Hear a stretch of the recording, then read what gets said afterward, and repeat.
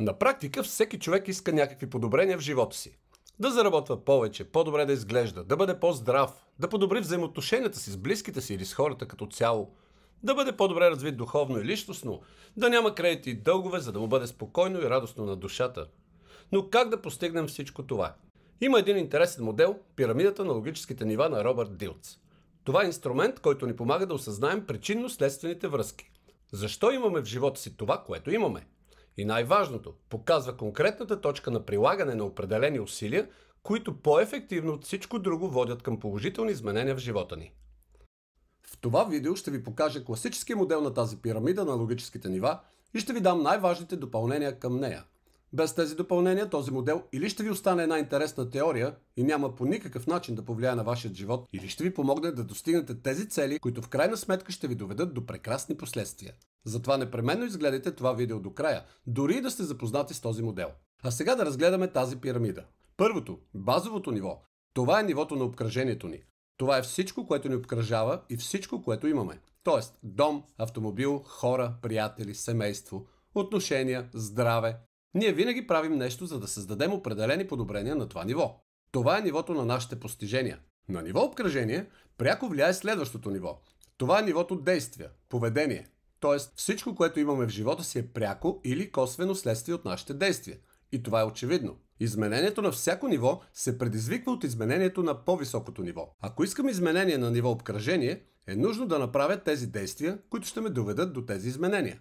Следващото ниво, което влияе на ниво поведение, това е нивото умения, способности, качества, стратегии. Нивото поведение е какво правя, а нивото умения, способности, това е как го правя. Когато в мен се появят нови способности, аз ще мога отново да правя тези същите действия, но по-качествено, по-резултатно. Или ще мога да правя нови действия, за които преди това не са ми достигали умения и навици. И тези нови действия ще доведат до изменения на ниво обкръжение. В момента, в който поискаме да променим нещо в живота си, е необходимо да помислим какви действия е нужно да извършим за това и какви способности и навици да овладеем за тях. Например, двама души искат да овладеят някакви нови умения или да развият някаква нова способност.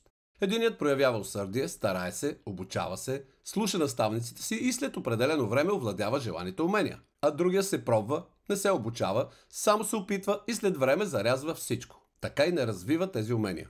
Защо един може да прояви нужните усилия, а друг не? Решението може да се намира на следващото ниво. Това е нивото ценности и убеждения. За да развием в себе си някакво умение или способност, е нужно да изразходваме определена енергия. Това са самодисциплина, усърдие, действие, постоянство, търпение, воля. И така, единият има достатъчно енергия, за да овладее желаните умения, а другият не. Ценностите са като батерия. Колкото по-ясно човек осъзнава някаква ценност, толкова повече енергия има за овладяване на уменията и способностите, нужни за реализирането им. Например, един човек има излишно тегло. Години наред иска да отслабне, започва да спортува, но след време спира. Започва да изучава темата правилно хранене, но не му достига търпение и зарязва и това. Опитва се да спре вредните си навици, но и там се проваля. И всичко това до тогава, докато не се случило нещо, което рязко повишило ценността му да изглежда строен. Например, жена му го напуснала заради това, че има излишно тегло. Или му поставили страшна диагноза. Или се влюбил и поискал да изглежда по-добре, за да го харесат.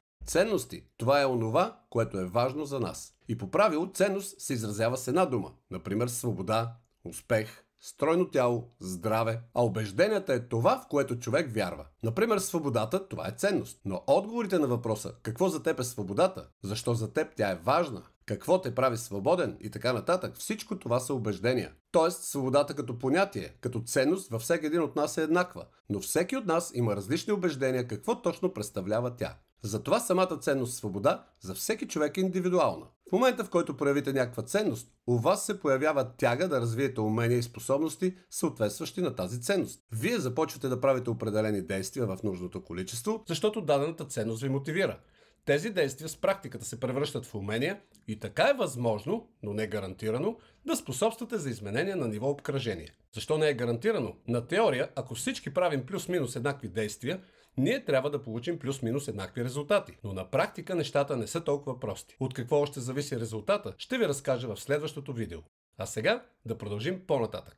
Обикновено убежденията се класифицират на ограничаващи и поддържащи. Аз мисля, че е по-важно за нас да се ориентираме в това, кои убеждения са лъжливи и кои са истинни. Защото ако вярваме, че някакво наше поддържащо убеждение е истинно, но в същността си, например, то е лъжливо, ще бъде като все едно да имаме в дома си картонена стена, вместо стена от тухли. Всъщност стената видимо я има, но тя не изпълнява пълноценно своята функция. Също така лъжливите убеждения могат да са в конфликт с ценностите ни. Например, на даден човек му е важен комфорта, т.е. това за него е ценност.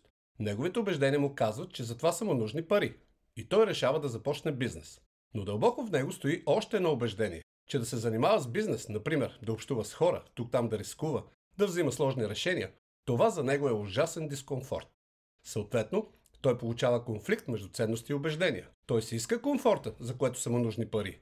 Иска да заработи пари чрез бизнес, но бизнеса той го асоциира с дискомфорт. Всичко това води до там, че той няма достатъчно силна мотивация, нужна му за да овладее необходимите умения, да направи нужното количество действия, за да придобие необходимите му нови способности и по този начин да постигне желаният резултат. Понякога се случва така, че ние нямаме противоречащи на определена ценност убеждения. Действаме всеотдайно и получаваме резултат. Но всеки ден живота ни сблъсква с нещо ново и различно. И то постоянно влияе на нашите убеждения. Или позитивно, или негативно. В класическия модел на пирамидата на Дилс проблемите на ниво ценности и убеждения се решават на следващото ниво. Нивото на самоидентификацията, ролята. Ние имаме много роли. Например, в работата началник, вкъщи съпруг. Проблемите възникват, когато човек не осъзнава това и започва да използва неефективна роля на даденото място. Например, вкъщи се държи като началник. Ако погледнем тази пирамида отгоре, ние ще я видим не само като плоска, но и с различен брой лица. Тези лица са нашите роли. Всяка роля има свой набор резултати на първо ниво, свое определено поведение на второ и свои умения, ценности и убеждения на трето. Когато човек осъзнава своите различни роли, той може относително по-осъзнато да превключва своето поведение в зависимост от контекста на това, къде се намира в даденият момент. Вкъщи, на работа, на гости и така нататък. Как още могат да изглеждат проблемите на това ниво? Например, човек решава да започне мрежов бизнес. До тогава той е работил, например, като учител, или като продавач в магазин, или като барман, но решил да започне бизнес. За него това е нова роля. Аз съм предприемач. Но в тази роля, както и във всяка друга, не може веднага да се влезе. Нужно е време. Неговите ценности, убеждения, поведение все още са старите, а ролята му е нова. И той или подчинява всичко останало на тази роля и започва да изгражда постепенно изтърпение, или просто престава да развива бизнеса и се връща към старата, добре позната роля. А това зависи от нашата самоидентификация. Кой съм аз и как се чувствам в своя живот? Понякога нашата самоидентификация ни подкрепя да продължим, а понякога ни кара да се обърнем в обратна посока и да се върнем там, откъдето сме тръгнали. Самоидентификацията започва да се изгражда още в ранно детство. Например, нашето дете е получило двойка. Единият вариант е да му кажем: защо си толкова глупав? Защо не можеш да научиш този урок? Или можем да му кажем: ти си толкова умно дете, ти можеш. Хайде по-сериозно да се вземем с ученето. Това, което детето постоянно чува по своя адрес, се превръща в неговата самоидентификация. Постепенно то започва да смята себе си за такова. Това формира съответните ценности и убеждения, сформира в него желание или нежелание да овладее определени умения, а това пък от своя страна сформира определено поведение и така човек получава съответният резултат. Тоест, според отношението на родителите и средата, в детето се получават изменения на всяко едно ниво. Нашият жизнен опит, нашият мироглед, обкръжение, възпитание, всичко това влияе на това как се чувстваме. Също така на ниво роля влияе и нашето разбиране за смисъл на живота. Това е и следващото ниво. Смисълът на живота, мисия, предназначение, призвание. Човек не се изморява от дадена работа. Той се изморява от работа, в която не вижда смисъл. Причините човек да прегаря, да става мързелив, апатичен, е защото губи връзка със своите глобални смисъли. Това ниво можем да разложим на 4 съставляващи смисъла. Защо? Тоест, за какво правя всичко това, което правя? Какъв е смисълът на живота ми? След това предназначение. Какво? Какво конкретно трябва да направя, за да реализирам своя смисъл? След това мисия. Как? По какъв начин ще реализирам своето предназначение? И призвание. Къде? В каква област ще реализирам всичко това? Като пример ще разгледаме едно от моите лица в тази пирамида. Смисълът. Защо? Заради какво? Например, заради какво аз правя това, което сега правя? За да помогна на повече хора да станат финансово свободни и да изградят живота на мечтите си. Предназначение, т.е. какво? Какво конкретно трябва да направя, за да реализирам своя смисъл? Да систематизирам постоянно своя опит и да го споделям с другите. Мисия. Как? По какъв начин ще реализирам своето предназначение и призвание? Как? Като създавам и разпространявам видео, аудио и текстово съдържание, просто и разбираемо за другите. Ето това е мисия. И сега призвание. Къде е? В каква област ще реализирам всичко това? Аз мога в целия този процес да бъда примера и създателя на този текст. Или да бъда този, който монтира тези видеа.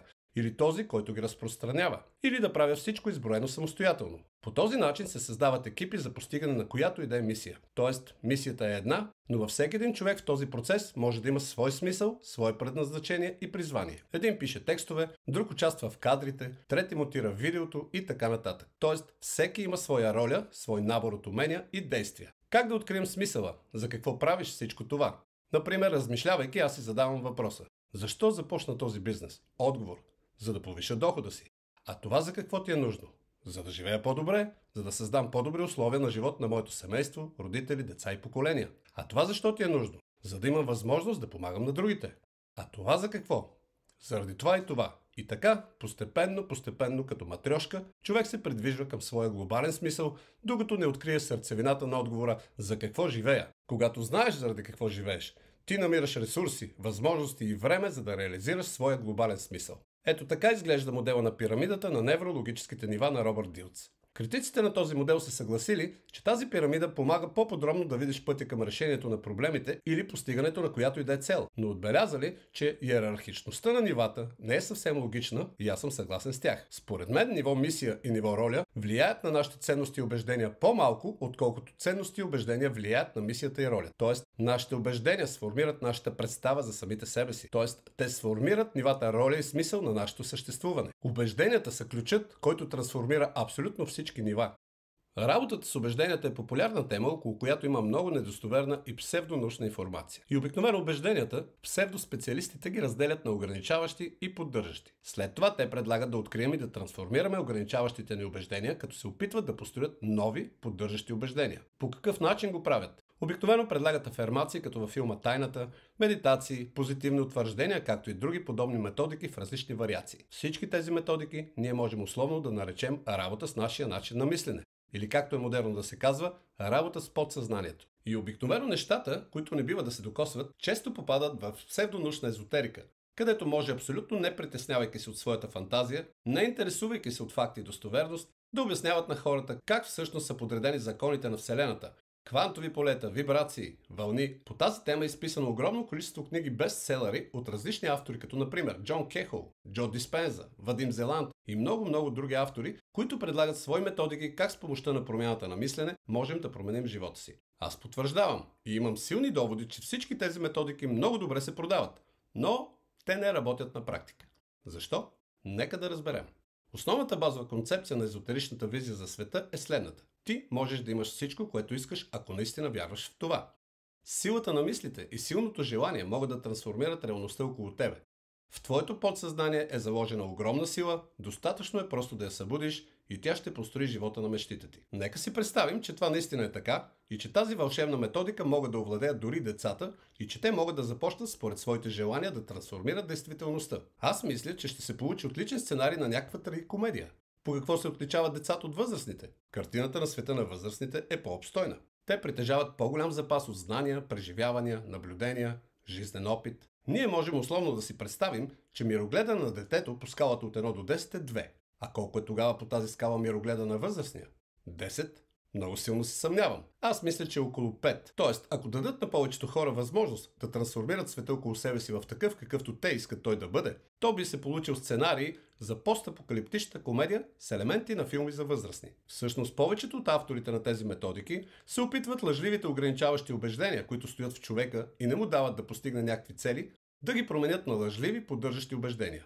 Убежденията всъщност са поддържащи, но са лъжливи. Тоест, човека е с позитивно мислене, но няма инструментите, чрез които да построи живота на мечтите си. И в крайна сметка човек се опитва да изгради свой мироглед в съзнанието си. Едни красиви картонени декорации с нарисувани прекрасни картини по тях, но след време вижда, че от това нищо не произлиза и престава да прави красиви слайдове и да медитира по метода на доктор Джо Диспенза, престава да ходи на ретрити за себеоткриване, на маратони на желанието и на други подобни. За да имаме желания резултат в живота си, е нужно да анализираме своите ограничаващи и поддържащи убеждения, да открием лъжливите и да ги трансформираме в истинни. Ще ви дам още един пример. Нашите убеждения можем да ги сравним с тухли. С тези тухли ние изграждаме нашият мироглед. Но от какво се изграждат тухлите? Те се изграждат от глина. Значи глината в нашия пример е информацията. Тоест, За да създадем качествени тухли, като начало е нужно да съберем достатъчно количество качествена глина. За да създадем истинни, поддържащи убеждения, е необходимо да съберем достатъчно количество достоверна информация,